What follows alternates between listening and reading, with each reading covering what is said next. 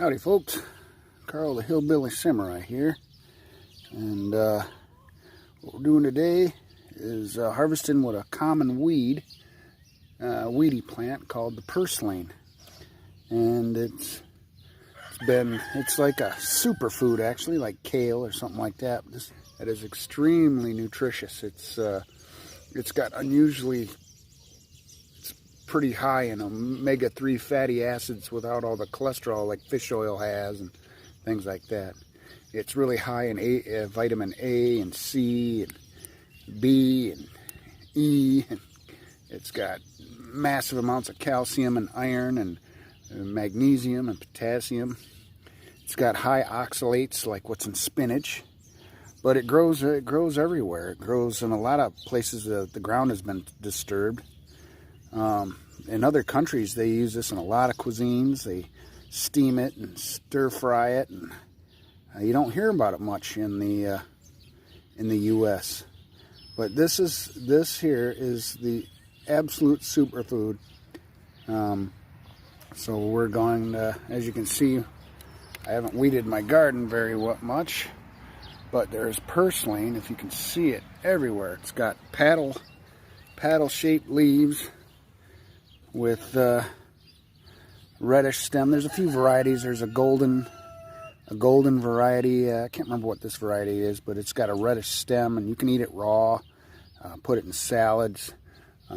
They've been using it medicinally for thousands of years in India, and it seems like all the other countries out there, even Europe, they have a lot. They use a lot of it, and it's a thickener for like in soups and stews. It'll thicken up that stuff. But it's been recorded for over 4,000 years they've been using this stuff, and it's extremely good for you. So I'm gonna get to harvesting some. I usually leave the root in, even though I rototill the garden. They just pop right up. They're just really hardy. I cut them off like that, and yeah, I'm gonna do a video, the wife and I pickling some. You can pickle it, and which we do with it most of the time. But I think the stuff I'm gonna pick today, we're either gonna do a stir fry or can it without pickling it. I'm gonna probably steam some and eat some here in a little bit. But it supposedly has some cancer fighting stuff in there. So also I've read, which is good. So. Alright, there we go. As you can see here, we have picked our purslane. Got a couple of nice piles on it. What we'll do is we're going to wash all the dirt off. It has a mild, salty, lemony flavor raw, but when you cook it down, that sort of goes away just about with anything you cook. So, but if you guys look it up online on your information superhighway, you will be absolutely surprised on how good it is for you and how good it tastes. It is absolutely delicious. I eat it raw, cooked, pickled, canned, without being pickled. It's really good.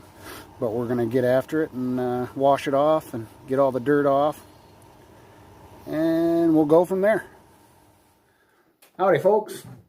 I was gonna do a pickling video, and I came home from work yesterday, and she had it half done already, all of them half done. So I tried to do some videoing, and it just turned out really crappy. The video was shaking, moving here and there, forgetting stuff, forgetting to say certain things, and I just screwed it all up. So we just finished doing it, but here's the end results. We have some with dill and a few jars with dill. We did it with dill and a few jars, an Armenian recipe from this woman and her YouTube channel, an Armenian woman.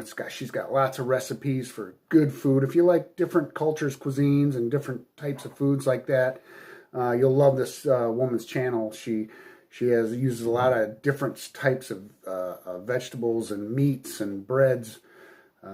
just good stuff. I like her channel, and I'll leave a link down in the description on her channel, and not only that, her video on this Armenian style pickled purslane with no dill, which tastes better than this, because the dill seems to overpower the purslane in this recipe that I got from a different channel, and it just the taste of the purslane just gets covered up by all the dill.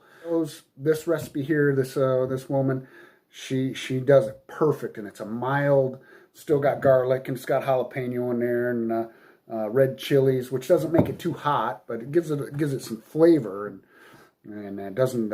There's no dill in it where it overpowers the purslane itself. But it's good stuff.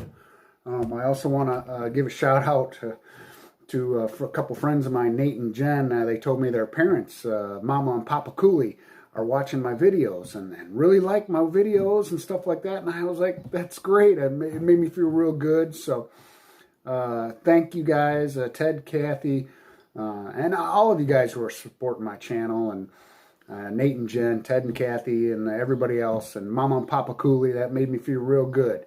It made me feel good in my heart. So I really appreciate it. So there you go. I highly suggest you pick some purslane. It's in your backyards. It's in your near your driveways. You don't want to pick it where you've been spraying for weeds or grass fertilizers and stuff like that. You want to pick it so it's not been tainted by anything. But it's really good, flavorful stuff, and it's really good for you. So there you go. God, family, friends, and country.